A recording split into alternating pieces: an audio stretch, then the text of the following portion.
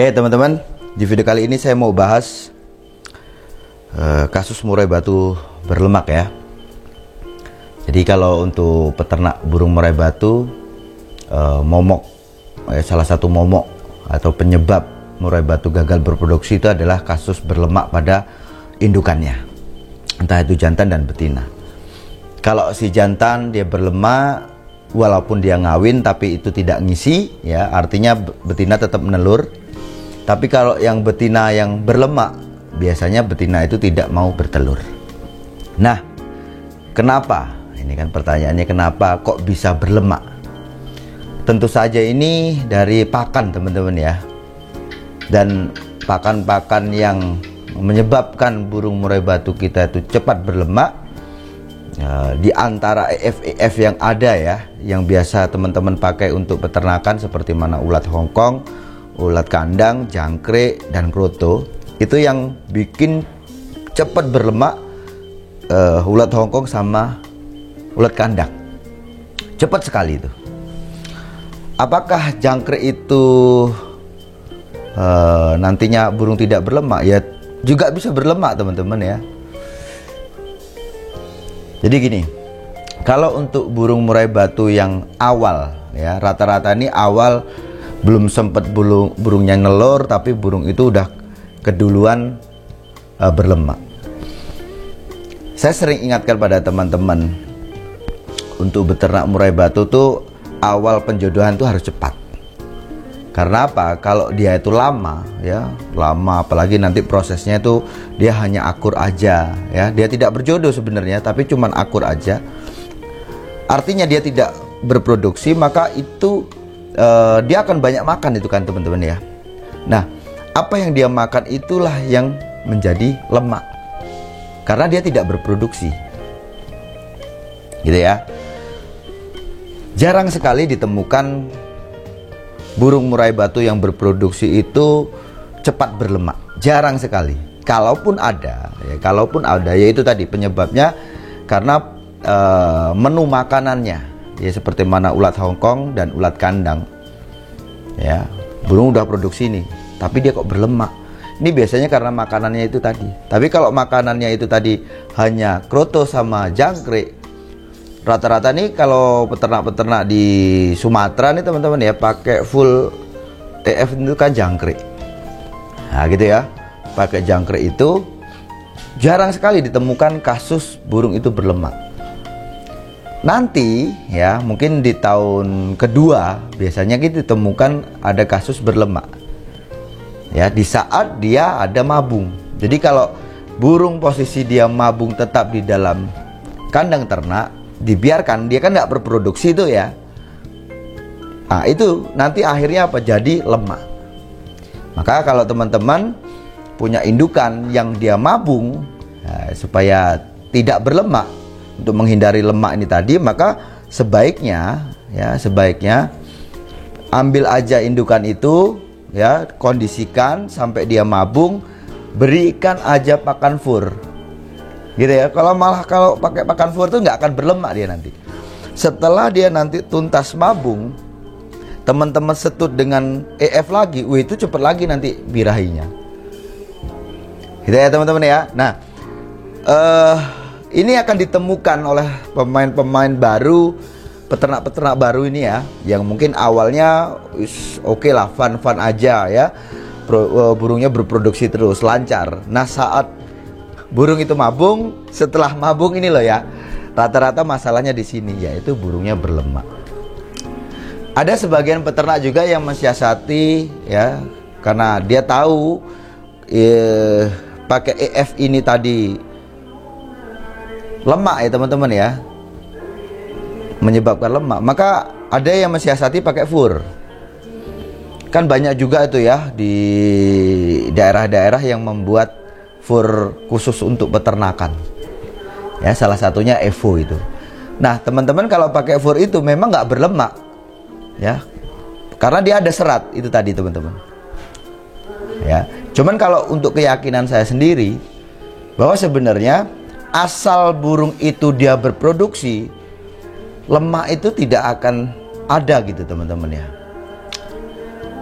kalau dia berproduksi. Maka yang sering adanya lemak itu tadi, yaitu tadi saat burung dijodohkan, nggak jodoh-jodoh, dia cuman akur aja karena prosesnya terlalu lama ini, akhirnya dia akur aja, nggak berproduksi, dia udah kasih makan EF-nya banyak, akhirnya nimbun lemak. Begitu juga saat burung mabung, nah, dia tidak berproduksi, dia nimbun lemak. Jadi bisa dikatakan lemak ini ada gara-gara ya burung itu tidak berproduksi.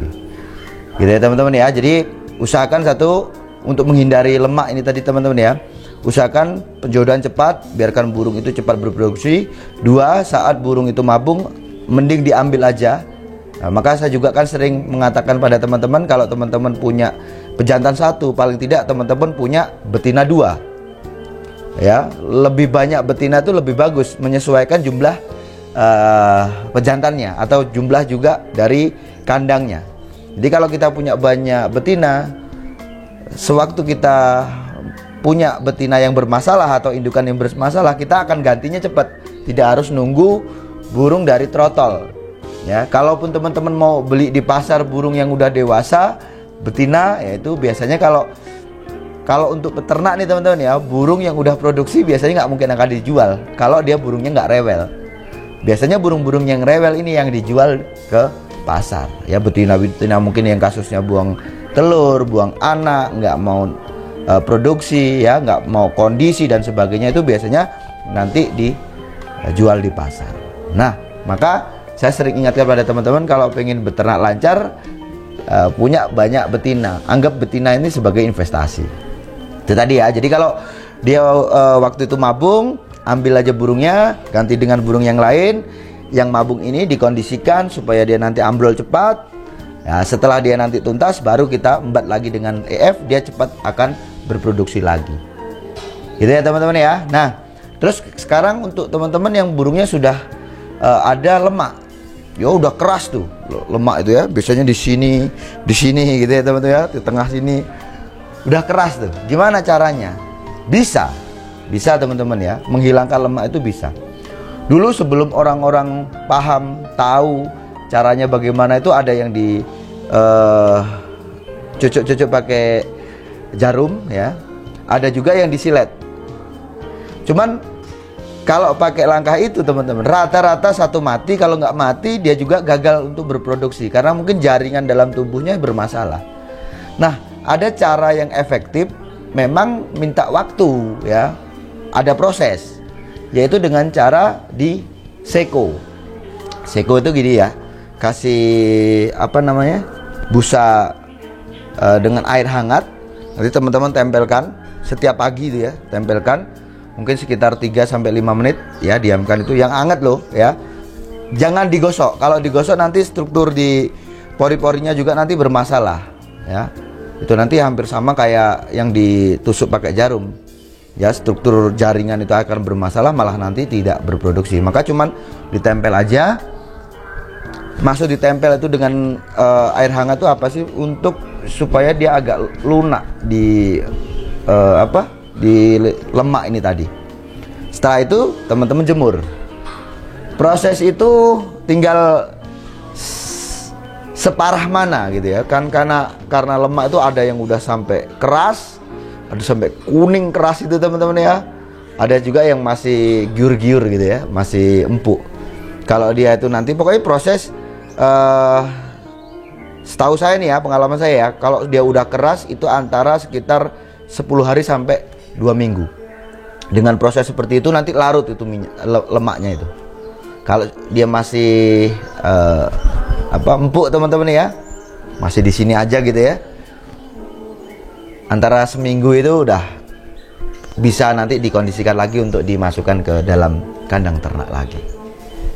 Gitu ya teman-teman ya. Ingat itu tadi, untuk teman-temanku yang mungkin masih baru setahun ini beternak murai batu, yang lagi euforia gitu ya, lagi seneng-senengnya, ingat ada kasus yang ini salah satu momok peternak ya, yaitu kasus lemak. Maka hindari aja lemak itu. Dan kalau teman-teman tanya itu tadi ya, untuk pakan apa ya yang paling cepat menimbulkan lemak? Ulat kandang sama ulat Hongkong. Saya sendiri mengalami, dan teman-teman, ya saya melihat teman-teman di Sumatera itu kebanyakan dari dulu yang dipakai untuk ternak ya teman-teman ya, menu pakannya apa? Yaitu full jangkrik yang ditambahkan kroto. Beberapa waktu momen-momennya seperti mana burung mau kawin dan bertelur, dan saat dia nanti ngeloloh anaknya. Jadi kalau untuk pakan pokoknya yaitu full EF jangkrik. Itu paling aman ketimbang ulat kandang dan ulat Hongkong. Karena memang kalau ulat-ulat ini teman-teman sangat tinggi untuk ukuran lemaknya. Saya rasa cukup sekian. Sukses selalu.